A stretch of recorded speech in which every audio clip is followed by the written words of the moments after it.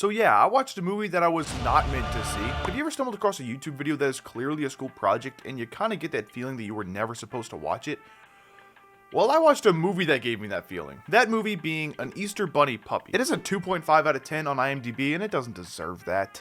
2.5 is way too high. I genuinely think it was shot in an afternoon, maybe 2. The movie's about an author who is tasked with writing a children's book named An Easter Bunny Puppy, but she doesn't know anything about Easter, so she has to do all these Easter activities to get in the Easter spirit. But while all that is happening, there is a criminal conspiracy that involves grand theft and wrongful imprisonment. Okay. Anyway, my name's Carter, and if you like this video, please subscribe to my channel. Thanks. The intro to the movie is 2 minutes of credits over this corny little Easter egg animation. It's like they knew people want to be finishing the movie, so they gotta get their credits in early. I know intro credits used to be standard, but this movie only came out like 10 years ago, and I don't think enough people worked in this movie to warrant 2 minutes of credits. 30 seconds might be pushing it. But don't worry, the movie quickly picks up. The intro credits lead directly into a JPEG of the movie's cover. Hey boys and girls. Hey boys and girls. The child narrating over the cover tells us that this isn't your typical Charlie Brown Easter special. This is about a dog.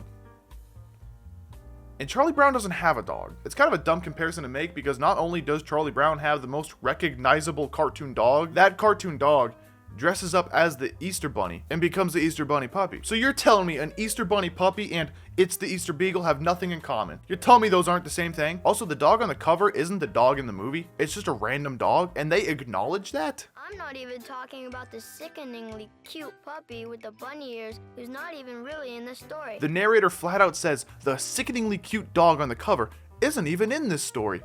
Then why is it on the cover? This is Russ, the narrator and dog that's actually in the movie. And it's not like he's ugly. Why'd they feel the need to replace him? Why did they have to use a different dog on the cover art and then reference it in the movie? It's not like they were already done with the movie and then last minute switched the cover. This was planned. Plus, if you know the dog on the cover isn't going to be in the movie, why include a picture of the cover in the movie? It's already unnecessary. Now it's just confusing. Oh yeah, also the reason that we can hear Russ narrating is because for the next 90 minutes, we have the power of telepathy. You all possess the power of telepathy. That means you can hear my thoughts. Okay, like you don't really need to say that. We can understand we're watching a movie. This is Jennifer, Russ's owner. She is a famous author known for her mystery novels. And they show us this by including 2.5 minutes of her talking into her voice recorder. But human beings can do amazing things with their feet. Those 2.5 minutes conclude with Russ saying, none of that's important to the story. Then why is it in the movie? Do they have a word count? Why are they including all the stuff that just doesn't matter? This is Jennifer's daughter Lucy, and she's the main character of the story. Remember how I said that Russ said that this story is about him? Well, I mean, he's in it. He's just not really all that involved with the bulk of the plot. He's just kind of around. Most scenes that he's in, he's just kind of sitting off to the side, and while the characters are talking, they'll just pan over and show him for a second while he's just sitting there. I think it's funny how Russ is just a dog. I know that sounds stupid, but like, they have dogs that are actors. Of course, they don't know they're actors, but like, they know how to follow directions. Russ just seems like a calm dog who happened to be in the room when they were filming.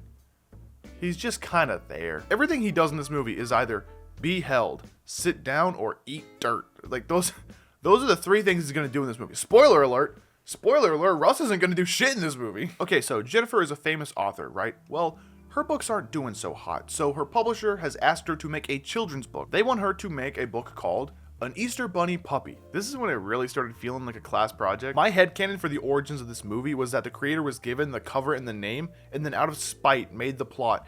My dumb publisher is making me write this stupid book. Lucy has a crush on her new neighbor Jake, so she wants to put on makeup and go over to his house to have a good first impression and win his affection. But before she can do that, her mom needs some help with the children's book. And suddenly, the egg cracked open.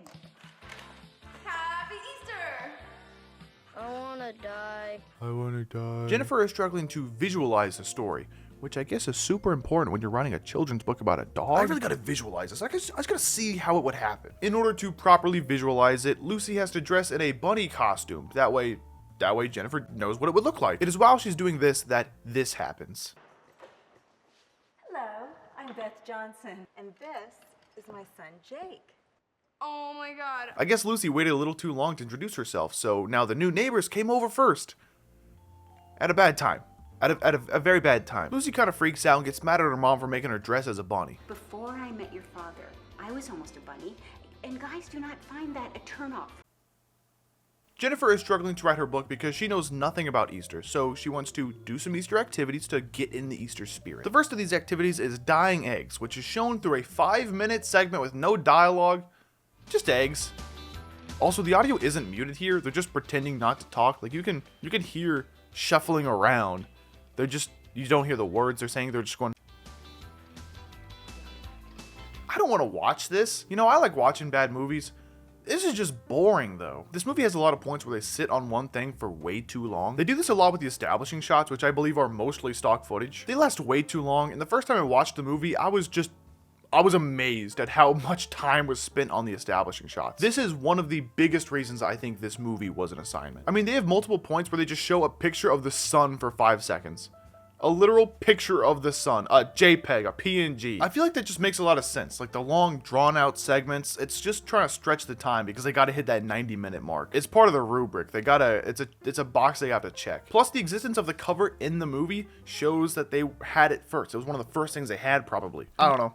That's enough of my conspiracy. I gotta talk about this movie. While they're padding the runtime of the movie, dyeing eggs, Russ runs off and instead of going after him, they just say, he'll come back. Oh, what? The dog ran away?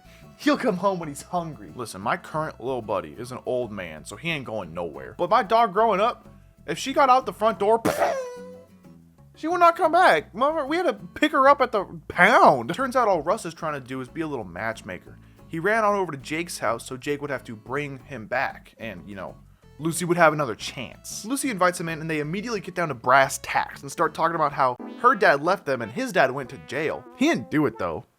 He's innocent. Like, he got set up, he was framed. Somebody stole this priceless artifact and pinned it on Jake's dad. While they're talking, Jake asks about the bunny suit thing and Lucy's like, oh, let me just clear that up real quick. Sorry, that was my twin sister Marion. Yeah.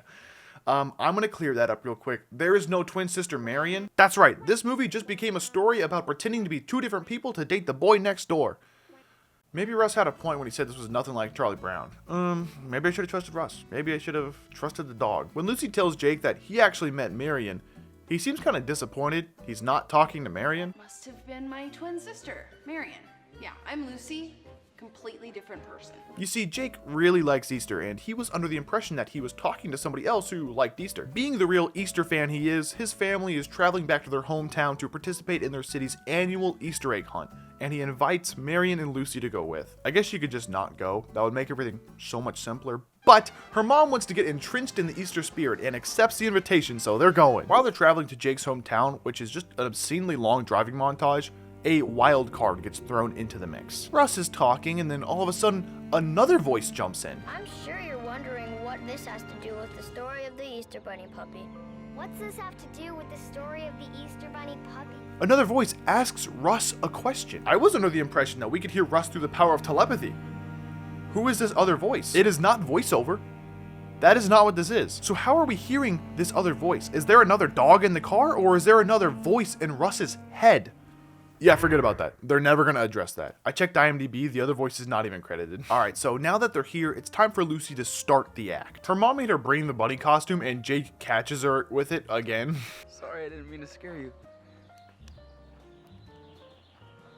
Oh, so you must be Mary. This time, Lucy has a plan. She whips out her trusty glasses, puts them on, and says, I'm Marion. Apparently Marion wears glasses, and that's the only difference between them. Including clothes. They wear the same clothes. It's like a video game where you get spotted, and then it's like... This part's kind of confusing because earlier Jake seemed excited to meet Marion, and he was kind of bummed about Lucy. But now he's like, oh, well, where's Lucy? I'm gonna go find Lucy. This dude cannot decide which sister he likes. Lucy, as Marion, tells Jake that Lucy will be out in just a minute, just to wait right here. She'll be out soon. And while Jake is waiting, his friends show up. His friends are a little creepy, specifically this one. His name's Kenny. That other dude's just kind of chilling. That's Jasper. He's fine. Jasper is harmless. Jasper actually plays clarinet, and he's in the band, the school band, where he plays the clarinet. Kenny is in a real band. He plays the drums, so he's so much cooler than Jasper. When Lucy gets back, the first thing Kenny does is start flirting with her, which prompts Jake to shut him down. Speaking of triangles, this isn't one. Right. Speaking of triangles, this isn't one. Damn, Jake. Really taking charge. You and Lucy just met, and you're like, yeah, hey, Back off my girl. Hey, yo, that's my wife. Oh, Jake, sorry, like, I like you, but we just met. Kenny's response to being told that Lucy is off limits is to ask if she has a sister. Do you have a sister by any chance? Hey, any chance you got a sister here with you? Yeah, someone that looks just like you. Kenny is such a freak. When Jake says, oh yeah, Lucy has a twin sister, he's like, really? Really? I'd love to meet her. Oh, I'd love to meet her. Jesus, dude. Oh, I'd love to meet your sister. I would just love it. That'd be great. So, Jake's friends have become infatuated with Marion before meeting her. Yeah, Jasper also likes Marion. Lucy's response to this is, oh, she'd love to meet you guys. Just say she's not interested. You have now created a problem that could have been totally avoided. She is now setting up plans and committing to doing stuff as Marion. You don't have to do that. You can just say, no, I don't think Marion would like you. You're creepy as hell. You're being really weird, dude. Jennifer brings out Russ and tells Lucy to take him on a walk, which her and Jake do together. I gotta grab some water. Can you watch my chair? Make sure nothing happens to my chair. All right? Thanks. All right. This walk also contains my favorite part of the whole movie. While Lucy and Jake are having a moment, like they're about to kiss, Russ just lets out an audible shit. Oh, Russ. That's what dogs do when you take them on a walk. That's what dogs do when you take them on a walk. Why is Jake looking like that? Why is he's trying to make sure no one sees this. They're like, ain't no way. I've heard Shadow make an audible poop. Make a poop. I've heard him make an audible poop one time, and I thought he was gonna die. This is not just what dogs do when you take them on a walk, bro. All right, we're done with fart sounds. Fart sounds, I've concluded. After Russ lets out the colossal fart, he sings a little song to celebrate his accomplishment. I am the Easter Bunny puppy, pooping out Easter bunnies. This movie's insane. Who made this? Back at the cabin, we are introduced to Courtney, a friend of Jake's father who is back in town for the Easter egg hunt.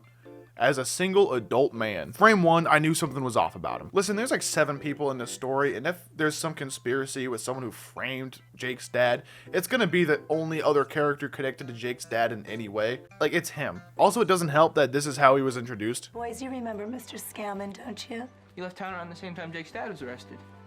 Yeah, why is Jasper in the bunny costume? I forgot to mention that. When Lucy and Jake went on the walk, Jennifer enlisted Kenny and Jasper to help her visualize the story because, well, Lucy and Ross were busy. Kenny's not thrilled to participate, but he's waiting for Marion anyway, so he might as well just, sit around. Jasper's having a great time, which eventually leads Kenny to hit a boiling point.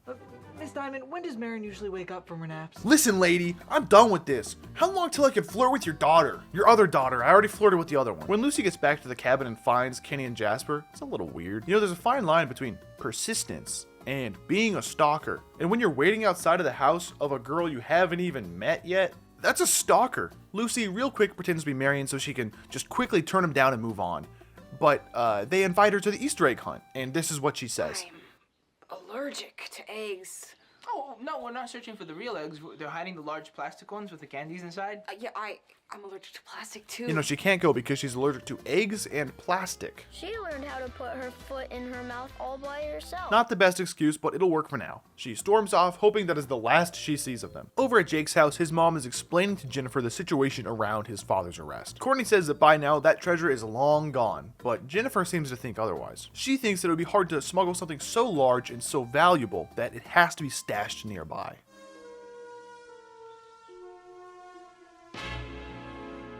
Damn, really hit the nail on the head with that one because it's actually just stashed in the dirt nearby. For real, the treasure is just hidden in the field, like right there. Mostly exposed. Not hidden whatsoever. How is this thing too large to smuggle? I could fit that in my pocket. It's really just an Easter egg. It's just an Easter egg with like some gold on it. It is now where Courtney's plan is revealed. After he stole the egg, he stashed it in a nearby field. Then at the next Easter egg hunt, he would come back to town, block off the roads so no travelers could come and interfere, and he would recover the egg and leave. Just like he normally would. This plan is so stupid. Why would he not just take the egg from the start? Why does he have to stash it and come back for it? I gotta wait for the heat to die down. How is it better that he's doing it on the day of the Easter egg hunt?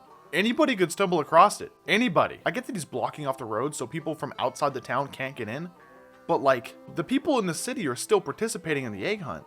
It's like their thing. If he is gonna stash it and come back later, why would he not just do it any other day? He's gotta do it in the cover of the egg hunt. It'll blend right in. Jake's mom suggests that Courtney comes with them so they can egg hunt together, but he has to do it alone. Beth, actually hunting, it's a man's sport. It's designed for men. Egg hunting is really more of a man's game, really more of a man's sport. Something that, you women want to understand. Of course, the real reason he doesn't want to go with them is because he's got to go block off the road and go recover his egg. But he can't tell them that, so I guess solo egg hunting is now masculine. Some of the excuses they make in this movie are insane. Like, oh, I gotta do this on my own because it's a manly thing. I'm allergic to plastic. I'm allergic to eggs. Oh, that was actually my twin sister. Dude, get a brain. Get one brain for all of you. Please just share it. Okay, stupid or not, it is now time for the final act of Courtney's plan because the Easter egg hunt has started. The whole movie, they've been talking about how important this egg hunt is to the people of the town, but the only people we see are our named characters. Again, I get that Courtney blocked off the road, but there's just no one from the town here. I thought this was supposed to be like a big thing for the town. Does no one care? Is it just Jake's family? If it was just Jake's family, why they gotta travel back here anyway? Why can't they just do that at their new house? After 8 minutes of egg hunting, yes, 8 minutes, Lucy and Jake are getting a little flirty. And again, it seems like they're about to kiss, but Lucy drops Russ's leash and he runs off. Lucy assures Jake that Russ will always come back. Russ always comes back to me. But Jake's kind of taken out of the moment, so he goes and chases after him. The lack of people has created the perfect opportunity for Courtney to follow his freaking cartoon pirate map to the egg. But before he gets there, this happens. Come on, let's go. We gotta go find Lucy. Oh no, I'm holding on to this one. Russ just stumbles across the egg, which I guess makes sense because it's out in the open. Jake stuffs it in Russ's collar and keeps moving. But he doesn't recognize it. He doesn't recognize the thing that tore his family apart. The thing that his mom knows everything about and surely has shown him. Also, after Jake pulls the egg out of the hole and puts it in Russ's collar, Russ is still just focused on the hole. Russ doesn't actually care about the egg. He just wants the hole. After Jake left Lucy, she spotted Kenny and Jasper looking for Marion. So she hid. I'm not sure what her plan was because, like, she could have just stood there normally and been like, oh, I'm Lucy. Sorry, I don't know where Marion is. But no, she must hide so they don't see her. I guess Kenny is pretty creepy. I would hide too. While she's hidden, she witnesses something truly saddening. She's probably just avoiding me. Any flowers? Really? Kenny's telling Jasper that they probably can't find Marion because she's trying to avoid him. Girls like guys who play drums, not get flowers. You know, honestly, I have a better chance of finding her without you.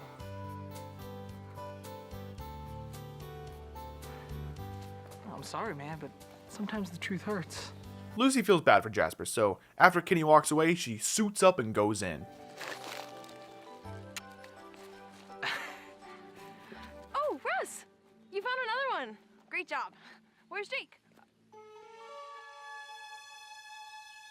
So in an attempt to boost Jasper's spirit, she gets caught, revealing to Jake that there is no Marion. Yeah, she's wearing glasses and zipped up her jacket, so her disguise is impenetrable. But Russ came back to her. And Russ always comes back to Lucy. Lucy is embarrassed and ashamed, so her and her mom go home immediately. But as they're about to leave, Courtney discovers that his egg has been taken by a dog. I don't know how he knows it was a dog. Here, doggy. Where have you gone and what have you done with my egg? And there's only one dog in this movie, so he goes chasing after Russ. I guess he just has a gut feeling.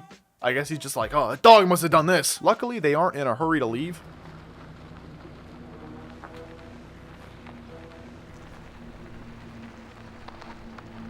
Courtney convinces Jake's mom to take him with her on her way home because he didn't get a chance to say goodbye to Jennifer. Beth eats that shit up because she's been trying to set them up the whole time they're here. Oh yeah, Beth is Jake's mom. Jake's mom's name is Beth. Why haven't I been calling her Beth this whole time? I don't know. You figure that out. Yeah, so Beth kind of feels like a winner knowing, oh, I successfully set them up. He's interested.